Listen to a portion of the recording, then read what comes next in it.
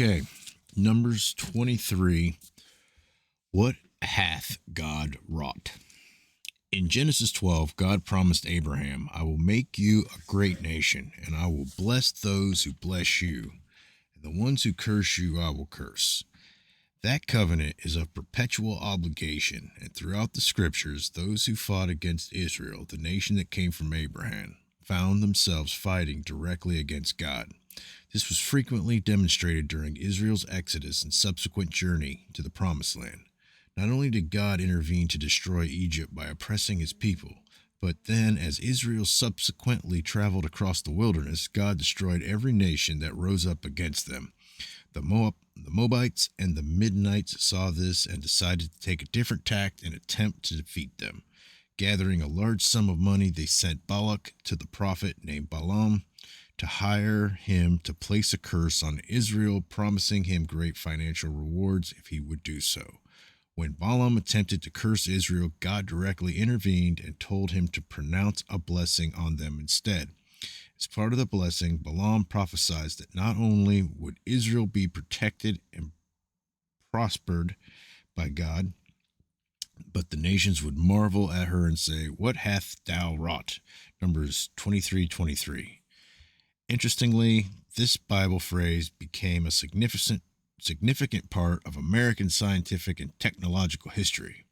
Samuel F.B. Morse, 1791 to 1872, was a noted painter and inventor responsible for the development of the telegraph and the Morse code. While painting a portrait of Washington, D.C. in 1825, he received word that his wife in New England was seriously ill. So he was quickly returned home, but upon arriving, found that not only was she already dead, but that she had already been buried. Frustrated by the fact that this message had taken so long to reach him by the ordinary means of the day, he sought a better method of long-distance communication. After consulting with others about electromagnetism, he developed the idea of a single-strand telegraph in 1832. Originally, he could transmit messages only over a short span, but after working with some scientific friends, they finally developed a means of transmitting magnetic signals over long distances. After demonstrating his invention at the U.S. Capitol, Congress appropriated money to construct a 38-mile-long telegraph line between the Capitol and Baltimore. On May 24, 1844, at the suggestion of a friend, Morris sent the Bible message, What hath God wrought? Numbers 23:23, from the basement of the U.S. Capitol, the first telegraphic message to be transmitted between cities.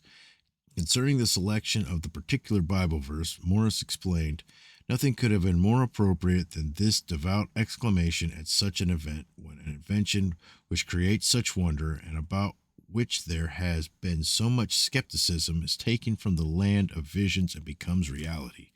He similarly told his brother, What hath God wrought? It is his work, and he alone could have carried me thus far through all my trials and enabled me to triumph over obstacles, physical and moral, which oppose me. Not unto us, but thy name, O Lord, be all the praise. Psalm 115:11.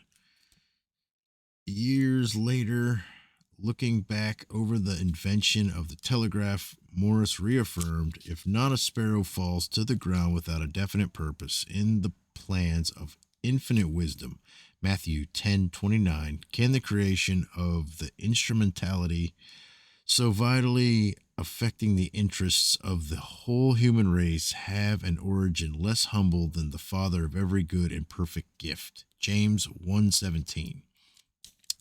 I use the words of inspiration in ascribing honor and praise to him, and whom first all the most of all it is preeminently due. Not unto us, but to God be all the glory. Not what hath man, but what hath God wrought.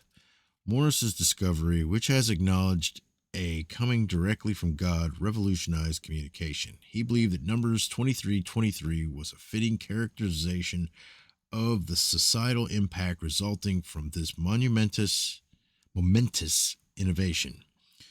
For more illustrations on the intrinsic connection between the Bible and scientific advances, see the commentary accompanying Psalm 8 and Daniel 1.